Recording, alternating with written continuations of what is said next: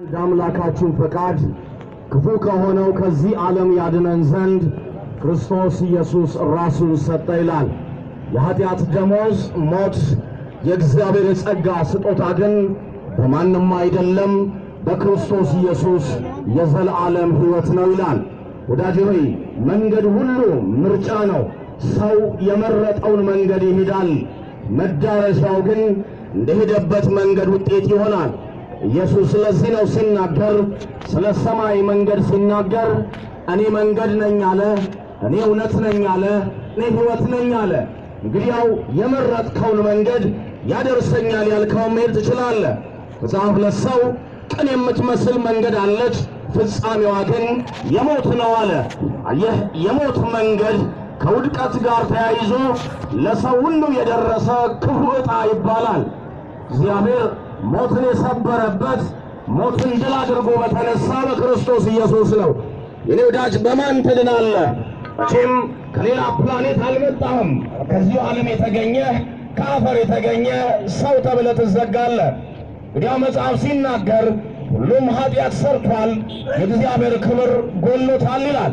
እንግዲህ ክብር ከጎደለህ ክብሩን ለቆ ሰማይ ለቆ የወረደልህ ድራማ ሊሰራ ወይም ደግሞ የመስቀል ሞት ያማረው አይደለም።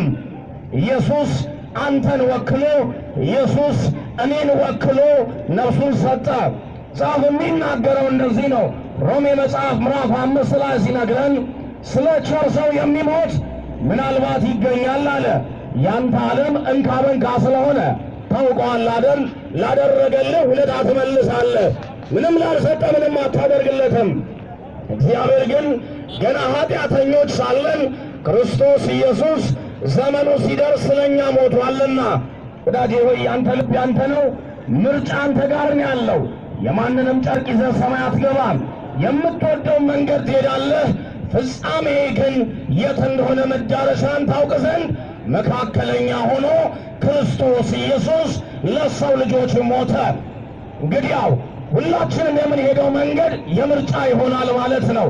ኢየሱስ እኔ አለ መንገድ ነኝ፣ ሌላ ሊያድንህ ሌላ ሊሰዋልህ የቻለ ስብዕና ማንነት የለም።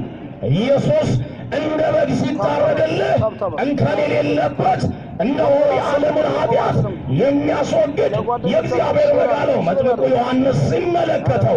እናም አንድ ነገር ልንገርህ፣ ያለበት ዘመን የመጨረሻ ዘመን ነው። ያለ ኢየሱስ ወዴት እየሄድክ ነው? የሆነ ግሩፕ ላይ ሆነ ሰማይ ላይ ገባ፣ ለግሩፕ ላይ ዘራ፣ ላመኑበት ግን የዘላለም ሕይወት ምክንያት ሊሆን ክርስቶስ ኢየሱስ የኔ ወዳጅ አንተን ወክሎ ሞቷል። ሰው በልቡ አምኖ ይጸድቃል፣ በአፉም መስክሮ ይድናልና ይላል መጽሐፍ። እግዚአብሔር የምስራች ብሎ የሰው ልጆችን የሚሰብክበት ብቸኛ ማንነት ራሱን የሰዋ ክርስቶስ ኢየሱስ ብቻ ነው። ይህን መግፋት ማለት እግዚአብሔር አምላክህ እንዳልሆነ እንዳትረሳው።